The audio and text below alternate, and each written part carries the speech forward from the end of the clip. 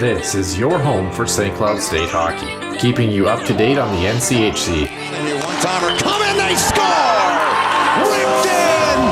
A bomb from Perbix! Women's WCHA. So Dana Rasmussen fires and she scores! Dana Rasmussen for the Huskies alongside The National Hockey League. Dwayne Kaprizov in for a chance to win it! He scores! Kirill, the thrill is for real! Welcome to the NHL, a game winner! And everything from the state of hockey. St. Cloud Cathedral is now 42.6 seconds away from wrapping up the school's first ever title. Welcome to the Huskies Warming House Podcast Den.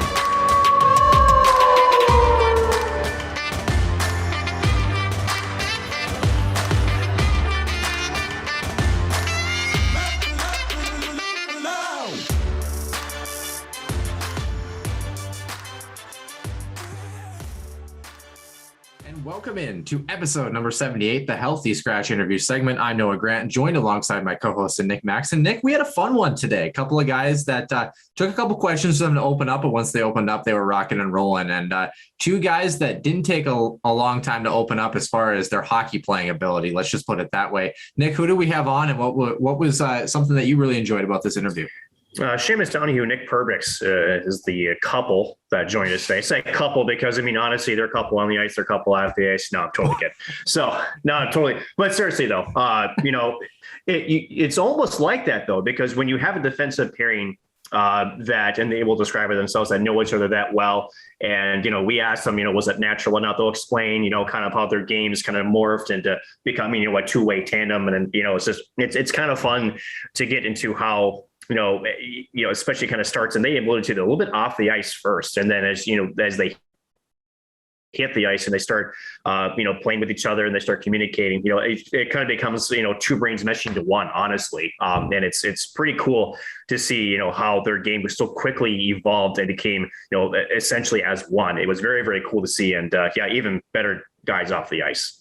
Yeah, I guess I probably would say dynamic duo. I didn't know they had dinner reservations at the Ritz, but I mean, why not? So probably paid for by the team too, right? Obviously, bring the boys, right? That doesn't sound too bad. A little bit of pasta. You want to get some pasta after? It's about a 7-hour drive. We probably get there about 6 a.m. What do you think? The pancakes and the French toast better be ready. I'll just say that much. So yeah, that doesn't sound like a bad plan. And honestly, this interview wasn't a bad plan. It was a long time coming, a couple of weeks since we've had a guest, and two really great guests to have on. Did a fantastic job, and it's fun to listen to. So without further ado, episode number 78, the Healthy Scratch interview segment, Nick Perbix and Seamus Donohue.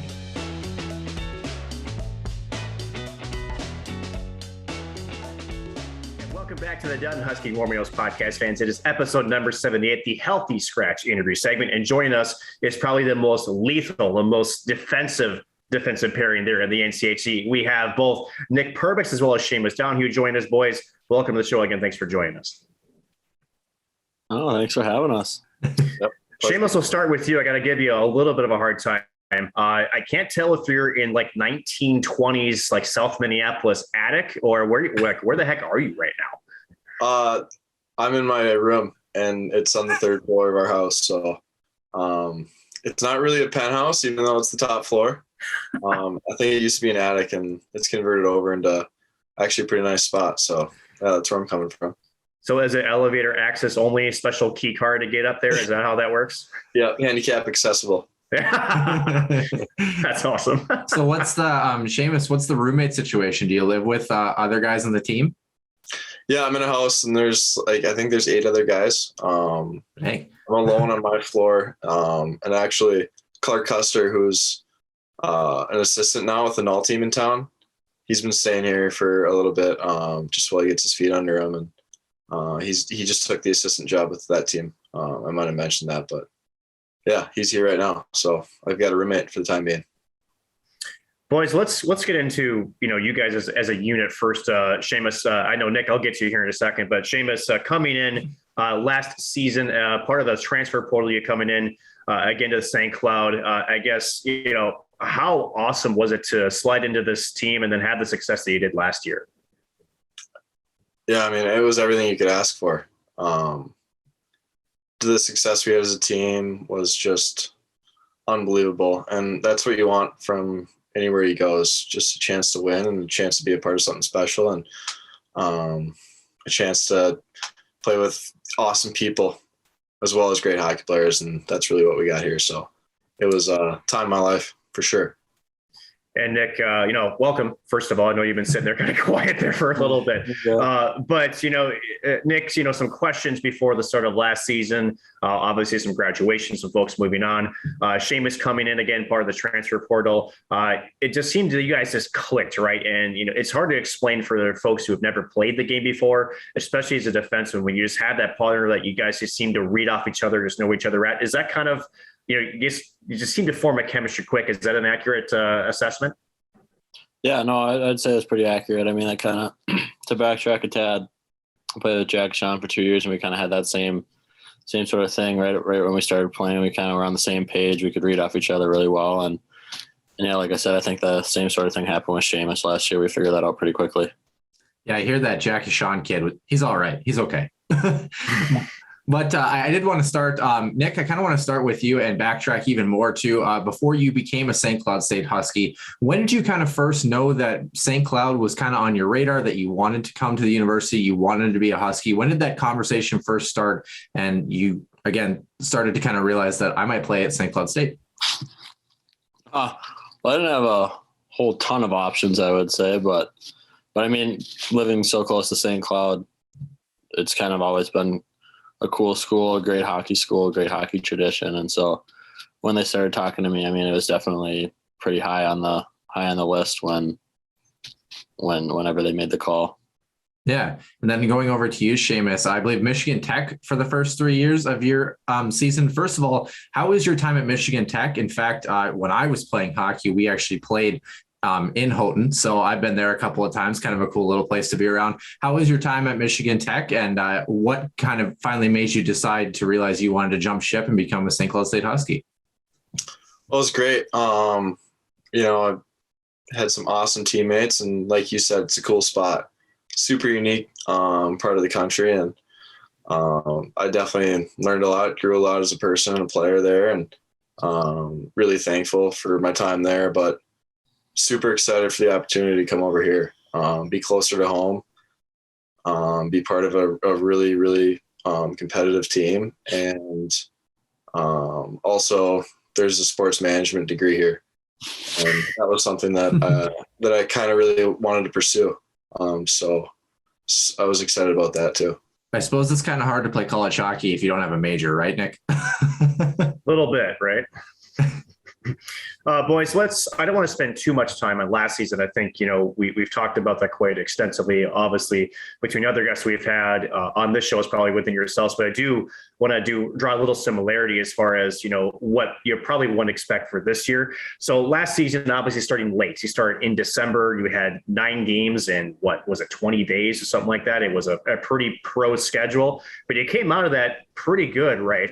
This year you have a pretty, from the fans' perspective, exciting non-conference schedule, but there is some importance to those games. The pairwise is back. Nick, I'll start with you, being the one of the upperclassmen. I was going to say the upperclassmen, both of you upperclassmen. You can tell us on Tuesday afternoon. But how important is it, Nick, to get off to the same kind of start you guys did last year, to find your footing quick so they can have a long-term success here for this upcoming season?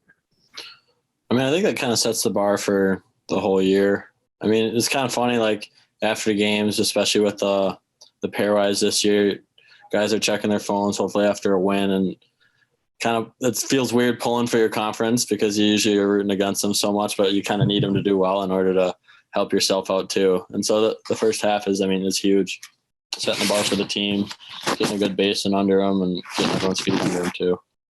And then Seamus, just to kind of, jump off a little bit, you played high school hockey at St. Thomas Academy. Your first, I guess you could call it christening to the Herb Brooks National Hockey Center with full fans will be against St. Thomas University as their first Division I. And one of those games on Sunday was moved to the XL Energy Center, where you got an opportunity to play as part of a high school hockey tournament. How does it feel, Seamus? And then Nick, I'll get your reaction too, to play against your second game of the season and what should be a pretty ruckus crowd there in downtown St. Paul. Yeah, well, first, I'm really excited to be in the Herb and have fans there. Been able to meet some great fans, and I've heard awesome stories about just how loud and loyal they are here in the Herb, and how rocking that place can get. So I'm excited to see that on, I think it's Saturday night we play first, right? Yeah, Yes. Saturday. And also on Sunday at the X. I mean, that's definitely one everyone has circled on the calendar. So got some great memories in that building, and looking forward to making some more too. And Nick, you're no stranger to big NHL arenas. In fact, both of you aren't as of recent. How will it feel for you to be playing in downtown St. Paul, where the Minnesota Wild play? I mean, it's going to be pretty cool. I got one experience there playing in the Frozen Face-Off my freshman year. And it was a fun experience. I mean, a lot of the crowd was there. And I definitely missed that. I mean, you talking about the Herb kind of got me going a little bit. It's been way too long since I've had fans here. Talking about how loud it is, and it's a crazy atmosphere. You can't get back, or I mean, I just miss it so much. And so I'm really excited for that, both at the Herb and at the X. Yeah, I've got a couple of follow-up questions to that. My first one, Nick, I'm going to stick right with you. It's a kind of a common question that we've asked a lot of our guests. Is there one particular weekend, one particular series or team? Obviously, every game's important, but is there one, weekend against North Dakota or Duluth, or when the Gophers come to town, that you have circled on the calendar that you feel is, one that you're excited for coming into the season, especially? I mean, this season is kind of tough to say. Not only just because it's the Gophers, but my brother's on the team, and they got the better of us the last time we played, and I've heard about that for 2 years, and so I definitely got that one circled on the calendar. Got to get the bragging rights back, and so yeah, I'd say the Gophers, but I mean, every weekend in the NCHC is a huge weekend. You got we go down to Mankato. I know it's not home, but I mean, pretty much every weekend is just huge for us. Yeah, I definitely agree. And then Seamus, same question for you. Is there a particular weekend that you have circled on the schedule, or are you just excited again to kind of see those fans back in the building for some NCHC conference games? Yeah, probably the latter. I don't have one particular weekend that really I'm looking forward to more than others. It's a little bit different coming into this season than it was last season, because last season we just wanted to play so bad. And all those first games are kind of coming at once. So it felt like it didn't feel like we were going to have a first weekend. This year coming in, the whole summer, the whole preseason training camp kind of deal that we've done, and this fall just getting ready for the season, we've had that first game, that first weekend against UST. That's circled, and it's super cliche, but you just kind of take it one game at a time. You're looking too far ahead, things can slip. So, yeah. Yeah. Speaking of kind of that summertime period and like moving into the first game of the season, thinking back to our playing days, I definitely know the same feeling. It kind of feels like once you get that first game under your belt, then you're kind of finally rocking and rolling for the season. During the off season though, in the summer, Seamus, what were you up to in the summer? Were you kicking back and relaxing? Obviously, workout and training schedule on top of that, of course, but did you do anything exciting for the summer? No, I guess the most fun I had was probably just playing golf. I'm sure Perbix got a similar story to tell, but a lot of summer, if you're not in the gym or on the ice, is hanging out with family, hanging out with friends, and playing golf if you're not on the lake. How's the handicap looking? It's okay. It's not as good as Perbix, but it's okay. Mine spiked up a little bit. Lucky. Yeah, we're playing this weekend, so. Oh, there you go. All right, Mr. Perbix. So golf sounds like it was on the dock for the summer. Did you do anything else? Hang out at the lake? What were you up to? I know my family just happened to move on to a lake I think it was May. Or no, it was March, April time, because I got to miss all the moving because I had to quarantine for the playoffs. So I got out of that. But yeah, my family moved to a lake, so a lot of time spent on the lake and on the golf course when I wasn't here. We were lifting and or skating. Yeah, people think that teams want to win the NCAA tournament in the playoffs, but it was actually Nick Perbix in the locker room saying, guys, we got to keep winning so we don't have to help with the move, right? Yep, exactly. Exactly. I mean, my parents were on me because I'm only 40 minutes away. They're like, hey, we need you back here. But I'm like, I can't. If I get COVID, I'm out. It's all for nothing. And so they were good sports about it. Obviously, they knew what was going on. But, yeah, no, I enjoyed not having to go home and lift all the heavy furniture around. So I want to ask one of you guys, because you are insiders to the team a little bit, Seamus. I'm actually kick this over to you. Easton Brodzinski suffered a pretty terrible injury during the playoffs. From what last we've heard was that he is on track to start the season. Just want to know if you could confirm or deny that he's either been skating or will he be ready to start the season? He had a lower body injury. Like I said before. No, I mean, he's doing everything he can. He's in the gym every day. He's in Brian's room getting worked on, doing everything he can to get back to full go, and he'll be ready as soon as he can be. Yeah. Nick, if I may ask a follow-up question too. Yeah. Our guest, Nick, you've known him well, Perbix, throughout his time as a Husky since you've been there. Does Easton, and I don't say this in a condescending way to him, but does Easton look like the similar form of the Easton Brodzinski that we've known in years past? Because as you know, with an injury like that, sometimes it does take a little bit to get up to speed. Does he look good on the ice so far and kind of look like his old self? I mean, I don't think anyone coming back from a broken femur is going to look 100%, even 5 or 6 months after, or how it's not even been close to that, has it? I don't know. Been pretty about 4 or 5 months. Too much math for me. I know. Yeah. I mean, he's working on it, like Seamus said. He's trying to get back, whether he is or isn't, we don't know. But yeah, no, he's working at it. Second question, we'll deposit, guys. We've asked coaches, we've asked league executives this question. I'm kind of curious to get your thoughts as players on this. We were excited when the non-conference schedule came out. We saw Mankato, we saw Wisconsin, we saw the Gophers. I know Bemidji State's a little bit later in the year, but some of these in-state rivalries. Again, Seamus, a native of North Oaks, Nick Perbix, a native, closer to the St. Cloud area, or is it Elk River? Elk River. Elk River. Okay, that's what I thought. Okay. Second guessing myself. I'm not sure why. But did you guys get a little, kind of a little extra, jittery when you saw the non-conference schedule, seeing some of these old rivalries that I think even as fans, before you guys put on, college skates, if you want to say what, that's a game that you'd want to see. But how does it feel to be playing in some of these matchups? Seamus, I'll start with you. Yeah, it's huge. I mean, growing up in Minnesota, you watch a lot of college hockey as a kid, and you aspire to be there one day. And these are the games that you'd watch on TV, FSN North. Can't remember how many times I tuned in Friday, Saturday night, and there was an in-state matchup on the tube. So, yeah, I mean, it's special to be a part of it now for sure. And these are the games you want to play in. So we're chomping at the bit, ready to go. And then Nick, to kind of follow up on that, like Seamus says, I think there's an extra bit of motivation when you're playing these in-state rivalries. You will face Mankato. You guys haven't faced each other in any sort of big game or, on the big stage recently.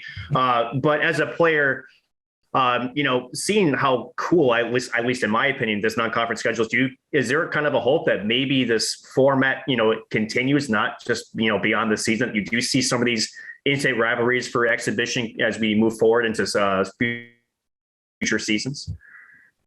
Oh, I mean, I would hope so. It just when it kind of came out, it kind of like what Seamus said, brought me back to the days when I was young, growing up, watching college hockey, the WCHA, all the in-state rivalries almost every weekend.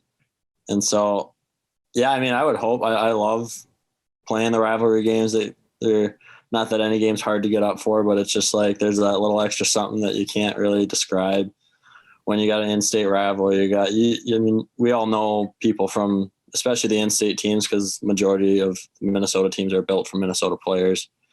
So, I mean, everyone sees each other, whether it's training in the summer or just being friends from back home or playing juniors with them. And so, I mean, there's just a lot of extra stuff that's just kind of indescribable. And I mean, yeah, it's a lot of fun, hopefully, playing in these games. So thinking back to like your first game as a Husky, Nick, we have 5 incoming players, 4 freshmen and a senior transfer this year on the team. In addition, Josh Ludetke, Mason Salquist, Jack Peart, Ryan Rosborough, and then of course Aiden Spalaci. We still haven't quite figured out how to say that one correctly.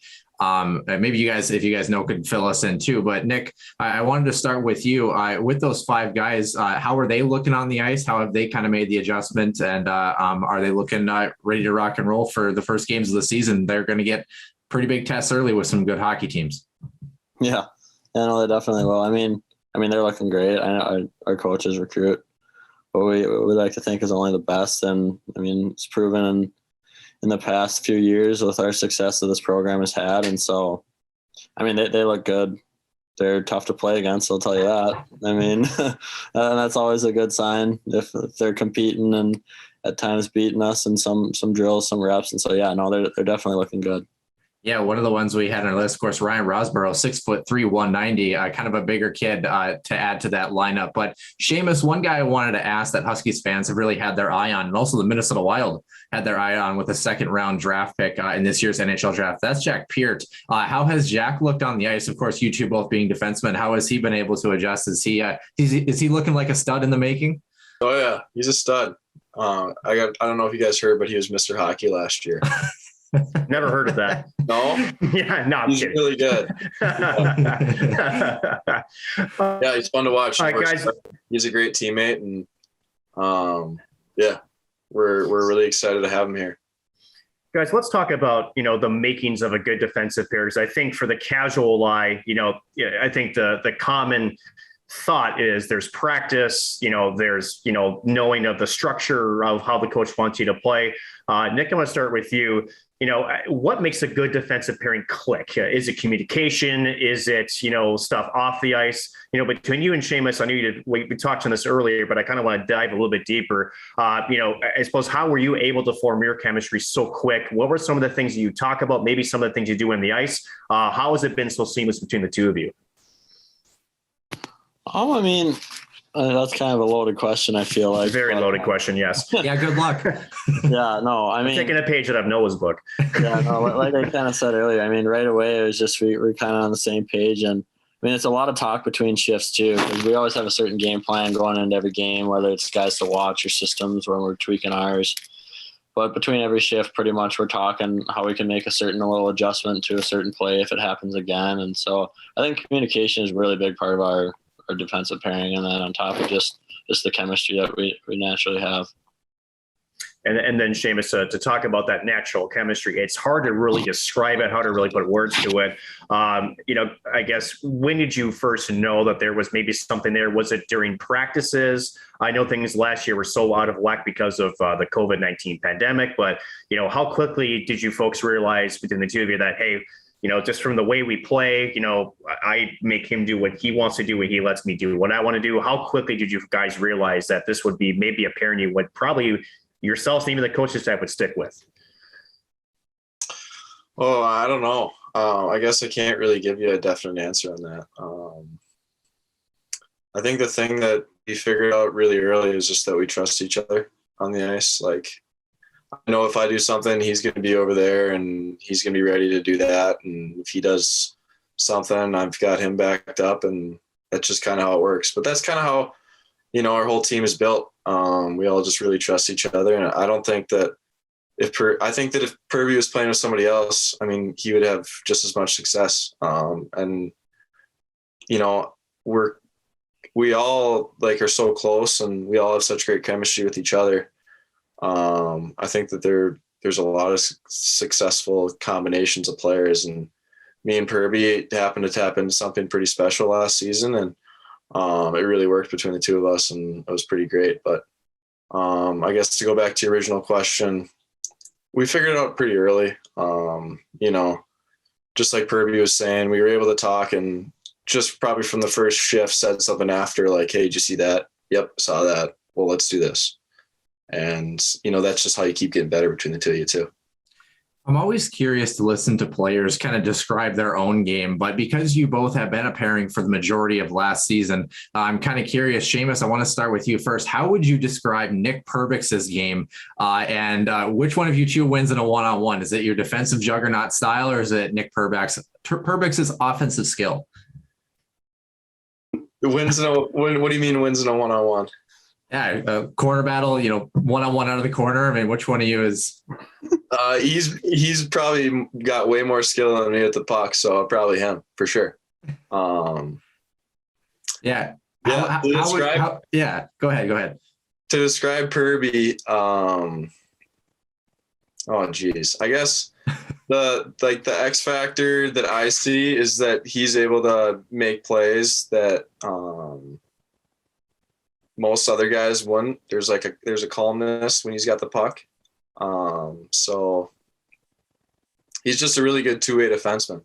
I mean, that's just the cliche box to put him into, but really good two-way defenseman. Can play 200 feet, can make plays below their circle and below ours.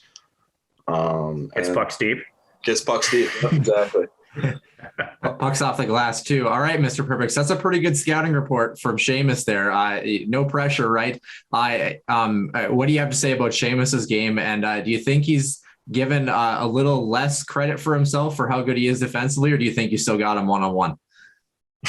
I mean, I don't go on too many one-on-one rushes, I wouldn't say, and so I don't even know what I would do there. But I mean, I think it would just be pretty much, if we went back and forth one-on-one against one-on-one, nobody would get anywhere, if I'm being honest there. But I mean, to describe him, one thing that kind of sticks out to me is just reliable, like the word reliable. I mean, I always know where he's going to be. I always know when he has the puck, he's going to make the right play, whether it's simple or, I mean, he's just as capable of making a really tough play look really easy. That's kind of what I think a lot of what he does. And that's why he's so reliable. I mean, he's got that calmness too with the puck. He's willing to make that little juke move to get by him, a little time to make a pass. I mean, that's probably what goes under the radar a lot, is that little extra time that he's willing to create for himself that makes it where it doesn't seem like that hard of a play, but in reality, it's not as easy as it looks. Yeah, knowing that you can activate, or when you have to stay back when your defensive partner is making a play too, I think it's an innate ability that's hard to describe for people. You know, when the game moves so fast and everybody's normally watching the puck on TV. The one other kind of follow-up question I have had for you, Nick, there with Seamus coming in as a transfer, do you think that it was a little bit, I don't want to say easier of an adjustment, but of course, you know, you have freshman players or underclassmen players come in. Was it a little bit easier of an adjustment, I guess, having Seamus come in, being that upperclassman and having 3 years under his belt already? I think, yeah. I mean, the NCHC is a really tough league to come into wherever you go. But I mean, having 3 years of college hockey under your belt definitely helps. I mean, he was a lot more up to speed than some of the freshmen were right when we stepped on the ice together. And I mean, usually freshmen catch on quick, but yeah, it was definitely, there wasn't as much of a learning curve for him because he had played at the Division I level for as many years as it did. Guys, I want to follow up with that a little bit, Seamus. You know, for defensemen, you know, and Nick, I'll probably toss in your thoughts as well. But do you think the biggest thing to learn at the collegiate level is, there's the speed, and the speed of the game is quicker, but almost it's the opposite for defensemen. It's almost learning to take a deep breath and slow down, and knowing that maybe you do actually have more time to make plays and with the puck, and maybe just to calm the nerves and to not panic as much. Do you think that's the adjustment that you kind of make as you grow from an underclassman to an upperclassman?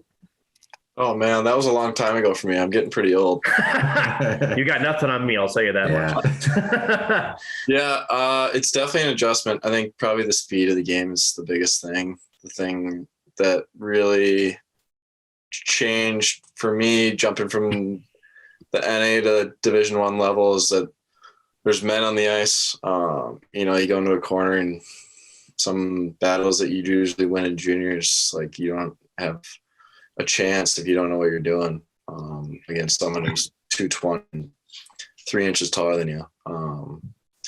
But yeah, you learn as you go, and our freshmen are catching on quick already, like Perbix is saying. So I think that they're in a pretty good spot, and their learning curve is probably going to be a lot shorter than mine was when I was a freshman. Let's switch gears a little bit, guys, only because I think, as we look forward to this year, I know that, last year got to the penultimate goal, just came up just a little bit short. Nick, I want to start with you.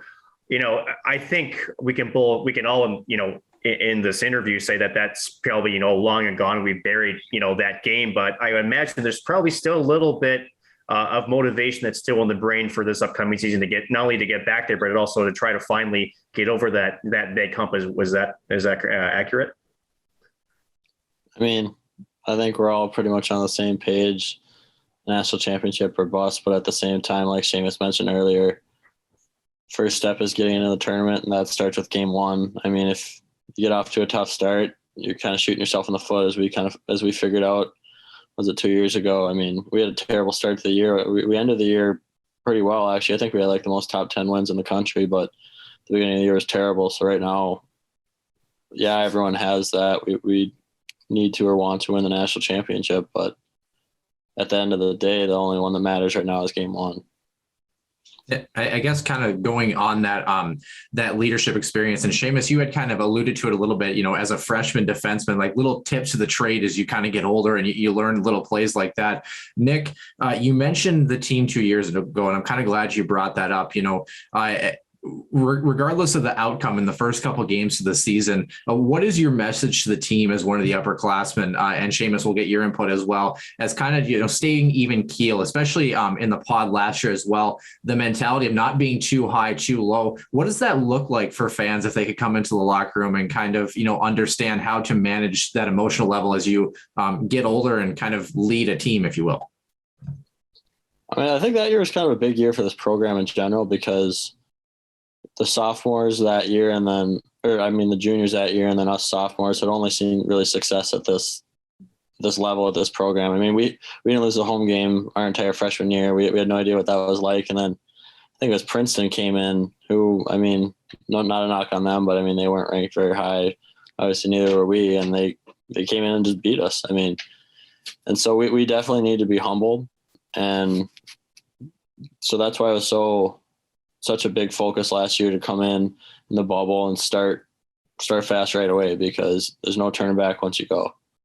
Yeah, definitely. Seamus, kind of a similar question, but I kind of want to actually go back a little bit. I mean, you can comment last year as well, but were there any lessons from your time at Michigan Tech that you kind of took away too, that you felt, were a natural fit you brought to this team? Michigan Tech as well has kind of been that middle of the pack team, I guess, kind of up and down in program history. I mean, was there anything that you kind of pulled from there that you learned in your first 3 years that really kind of stuck out to you as far as that, the ability to manage the emotional playing field of a hockey game? Yeah. Like Perbix said, you really can't, game one, game two, game three, till whenever, till they become elimination games, you really can't get too high. You can't get too low. There's another one coming up after, no matter what happened. So whether you're down in the dumps about what happened, you've got the opportunity to make up for it. Or if you had the game of your life, you're only as good as your next shift. So learning that you've got to bring it every night, no matter who you're playing at the Division I level.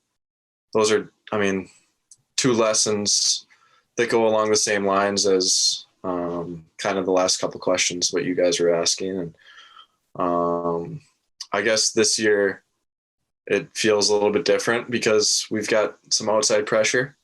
But at the same time, like Perbix was saying, well, this year it's national championship or bust, but that's the same way we felt last year. Like, that's still our goal. We're still not going to be satisfied if that doesn't happen.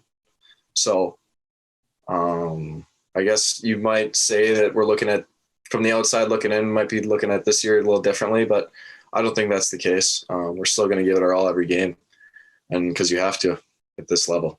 Yeah, certainly. I just wanted a quick follow-up, Mr. Maxson, and I wanted to ask Nick Perbix this. And talking about a target on your back, Nick, as you mentioned, that freshman year, no stranger to winning games, no stranger to having that target on your back. Of course, we did see how that season ended. Last year, was there a different, I guess to say, aura of calmness or a different ability to kind of elevate your game to the next level as a team compared to that freshman year? And kind of, we've talked so much about the demons of St. Cloud State hockey during tournament time. Did it finally feel last year that you guys, not only in your playing style, but maybe mentally and emotionally kind of broke through that plane and got through all of that kind of outside noise that St. Cloud State hockey has had for so long? Was there something different that you can describe about the team last year? Obviously you made it to the national championship game, but was there something internally as a team?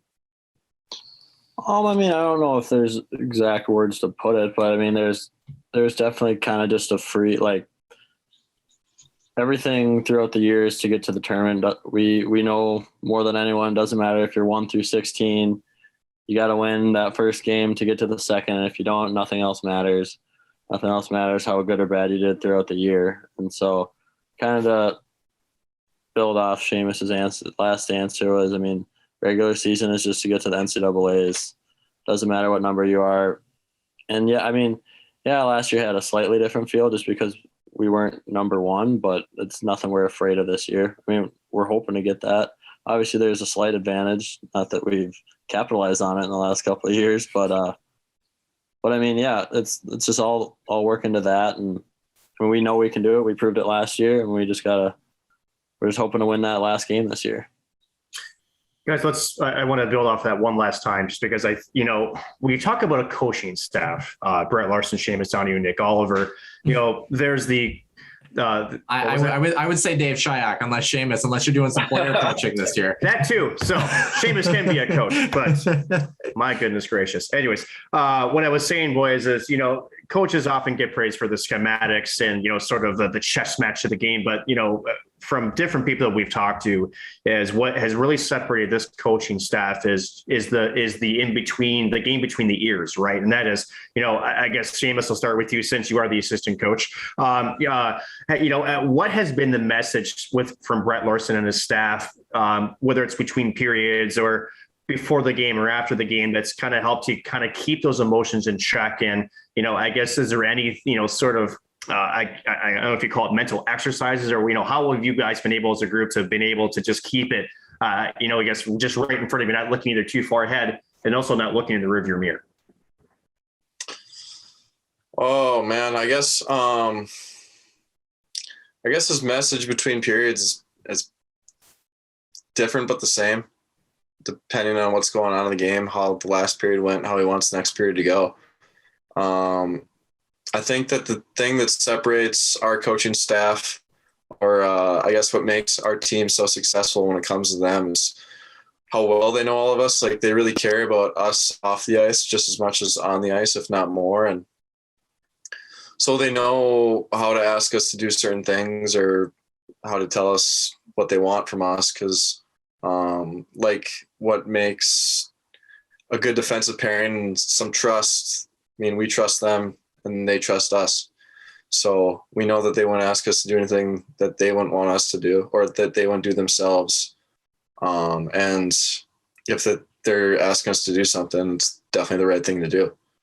I think that that's a thing that any successful team needs, and we definitely have it here.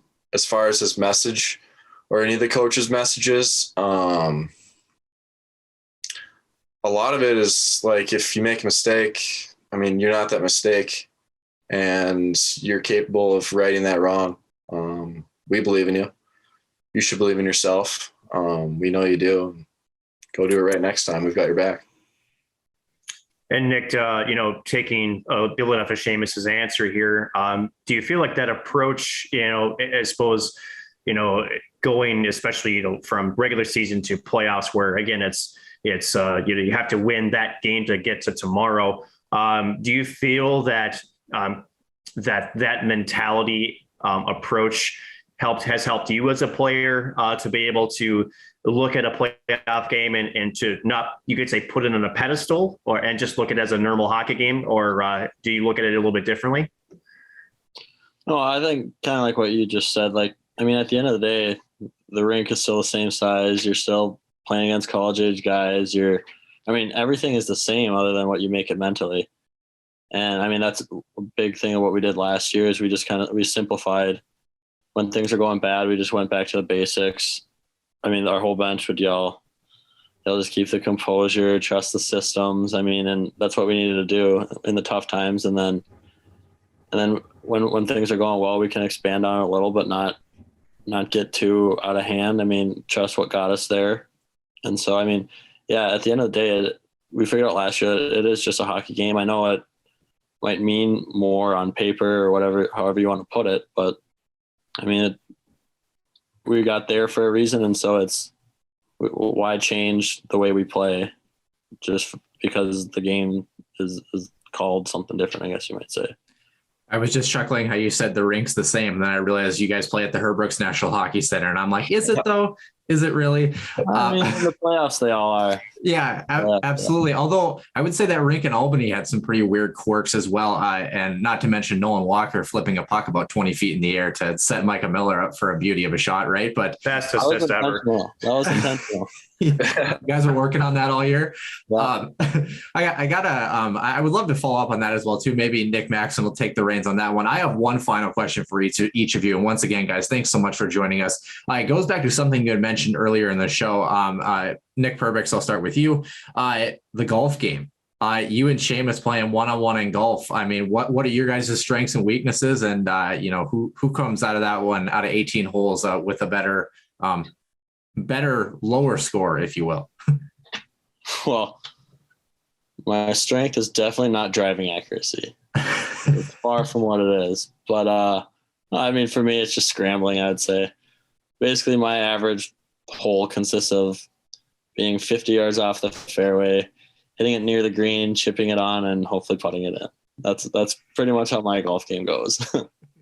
So do you, I guess, Seamus, for you, do you have Nick Perbix beat? Are you at least on the fairway? I mean, what's your game looking like?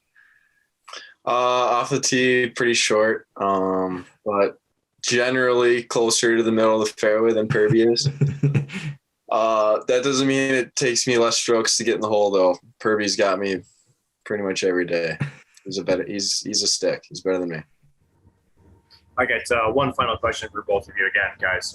Wonderful chatting with you guys. Seamus, to start with you. We talked about success of last season, as an incoming transfer, now in your fifth collegiate season.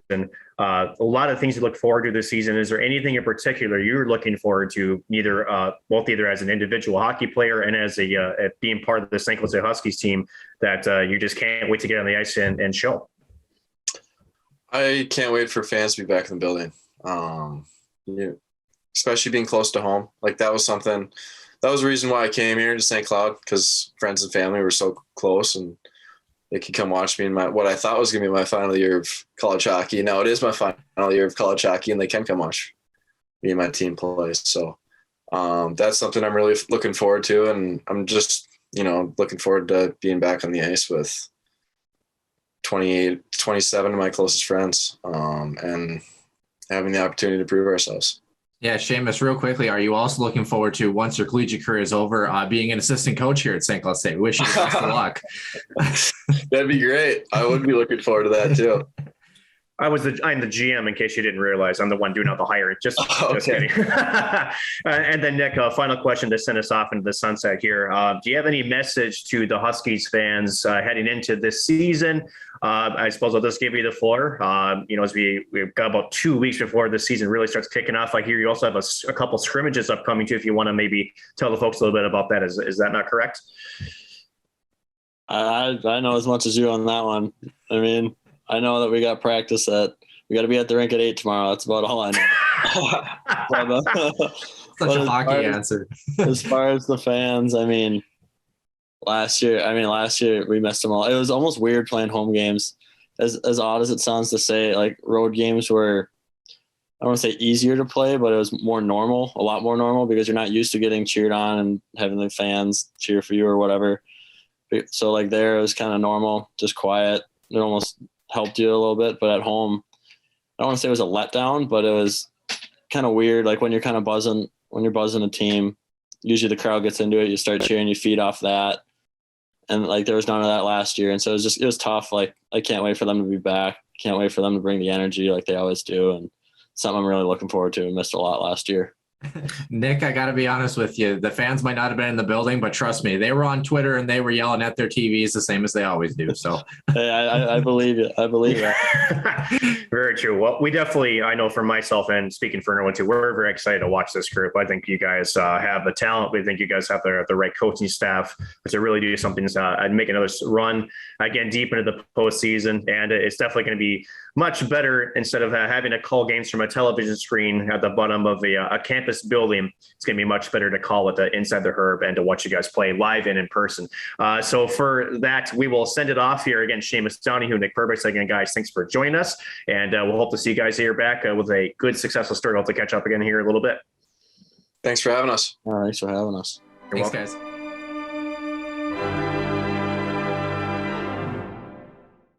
And once again, Nick, always fun to check in with the guys on the men's hockey team. Of course, having women's hockey players on as well. Just fun to get some St. Cloud State current players on. Really excited to see what that pair as well as the rest of this team can do for this hockey season. I mean, is there anything, I guess one for the team that you're looking forward to, but two between Seamus and Nick Perbix, if they are paired together, another thing there that you're kind of looking forward to between those two? I'll start with the defensive pairing. One thing that, you talk about this with any, pro team or college team is, how do they adjust now that there's a year of film on them? What sort of changes are they going to make? You can't tweak a whole lot per se, Noah, but you can't continue to do everything the same or else, the playbook is out. So, but, those two, they read, like I said, they trust each other, they read off each other so well. It'd be kind of, I just want to see how it's almost ballet on ice, honestly, with how well they do it. And it's so underrated how much, when you have such a high chemistry unit like Donohue and Perbix, how much that can really, flip the tide of things are going your direction or more so keep sustaining pressure when things are going right. For the team, almost the same thing, right? Noah, we talked about this last episode on Sunday. For those who tuned in, what's this team going to do as far as up front on the roster? How some of those maybe position battles hand out. And also for the team itself, how are they going to look out of the gate? We talked about them during this episode that, again, non-conference schedule, great opponents. It's going to be, I think on both sides, everybody's fired up for them, but they know that those points are important, both for the pairwise as well as just getting some confidence in, because again, there's no day off in college hockey, whether you're playing St. Thomas, who will be playing their first ever Division I hockey against the Huskies, coming up here the 2nd and 3rd of October, or whether you're going to face a NCHC foe in North Dakota. So, how do they continue to do things that are well? Maybe what's some of the things they maybe do differently to give teams a different look, especially with the personnel they have up front. Yeah. Speaking of episodes, by the way, we're here just recording Tuesday night, September 14th. I want to say thank you, by the way. I know we say this a lot, but thank you to our listeners. Over 1,600 plays in the last month. Nick, the episode we released on Sunday for the men's hockey preview, over 200 listens, less than or barely 2 days out from when we released it. So we appreciate our listenership as well. I did want to throw that out there. But speaking of our listenership, get to the Herb Brooks National Hockey Center, get to the Xcel Energy Center. Definitely watch this team play in person if you get a chance to do it safely. They're going to be a very, very good hockey team, and kind of leading the charge is going to be Seamus Donohue and Nick Perbix on that back end. If they are together in that defensive pairing, as they should be. We talked about that in the preview, that they're two guys that, Nick Perbix a little bit more offensively dynamic, and Seamus Donohue a very good defensive juggernaut and able to stalemate any rush that comes the other way. But I got to be honest, Seamus Donohue, a lot of times doesn't have to defend too much. And I don't say that in a bad way. He doesn't have to defend too much because Nick Perbix is making a play end to end on the offensive side to set the boys up for a good rush. So I'm really excited to see what they bring to the table. I think, as always, the first couple of games are just going to be important, not only for pairwise, not only for the success of the team, but getting those 5 or 4 freshmen and seniors up to transfer or up to speed, I should say, and getting the team kind of back into the rhythm of what it's like to play Friday, Saturday after night. Because when we talk about the pod, you're almost like shocked into playing hockey again because you have that pro style schedule. You don't have that this year. You have kind of a back, more normal schedule, but you have St. Thomas and then some really good old WCHA non-conference opponents that are really going to bring a very strong challenge to this Husky squad. So really looking forward to it. Hopefully they can adjust, and we definitely believe in them, and that we definitely believe in their confidence. And they talked about a little bit that, is there a target on our back? I don't know if they're going to play that way. I don't know if they're going to play with the thought that there's a target on their back, because I think in the NCHC, there's a target on your back every night. It doesn't matter what team you are. If you're Colorado College, whoever it is, they're going to have to bring their A game every night. And I think they will.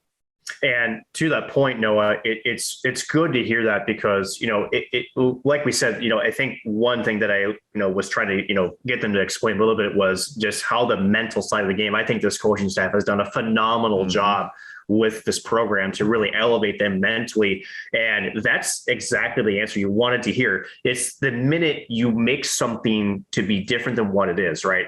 Like you just mentioned it perfectly. Every time you step on the ice in Division I hockey, it's a battle. There's a target in your back every single second you're on the ice. And if you start, it's creating this outside target of outside pressure, and it becomes a distraction. And I think for them, we saw, the evolution, the maturity maturity of that mental game and lead to very good success for them last season. And again, coming just short. But trust me, those lessons learned and that success that they had with that is going to carry into this season, especially come playoff time. But as Seamus Donohue and Nick Perbix said, is that they have to earn that first game one. You got to take it one game at a time. They got to punch your ticket and then worry about the rest as it comes along.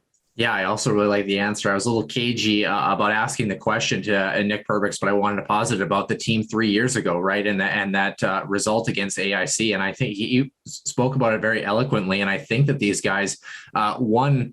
I don't want to say there's a little bit of vindication last year, but it did finally feel like they knew what it was like to win and push themselves deep into the tournament. And I think that was important. And you could feel that I don't want to say that weight, but I don't know how else to kind of describe it. Had kind of been, lifted off the shoulders a little bit, and they felt like they're, playing a little more relaxed, a little bit easier, and have understood what it was like to win for so long that freshman year, and then gone through the highs and lows and the valleys. And they're much better equipped, I think, this upperclassmen group is to handle those valleys, if that makes sense. So it does. And real quick, Noah, too, to me, it's not just AIC, because if all you're trying to do is to get the monkey of your back, that is the first NCAA game off of your back, I think we would have seen a little bit of a regression in game two. We didn't see that at all. I think this team was prepared mentally going in.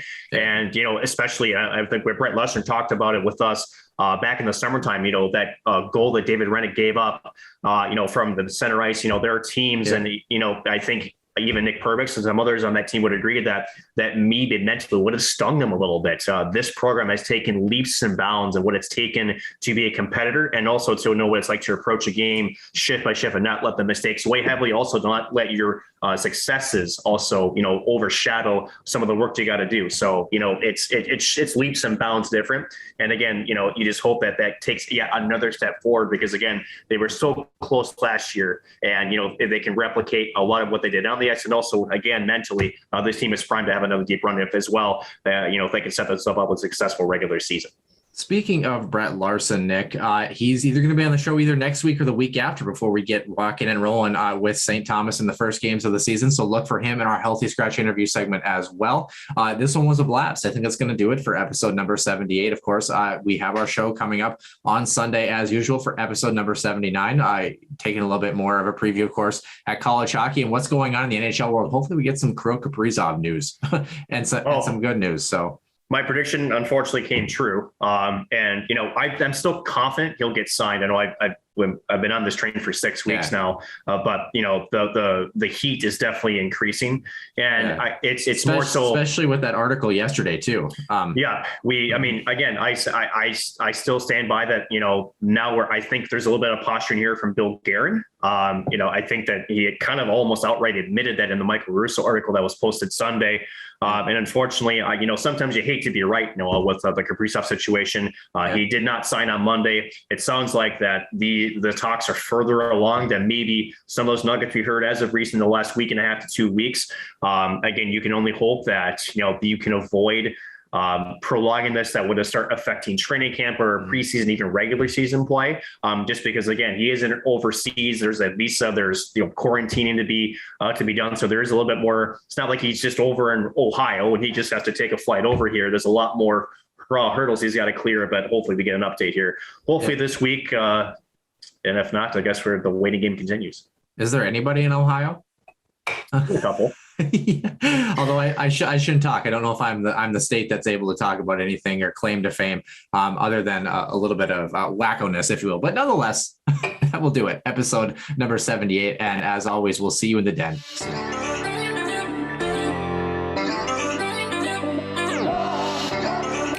One-timer coming, they score! Ripped in! A bomb from Perbix! So Dana Rasmussen fires and she scores! Dana Rasmussen for the Huskies alongside Dwayne Kaprizov in for a chance to win it! He scores! Kirill the Thrill is for real! Welcome to the NHL, a game winner!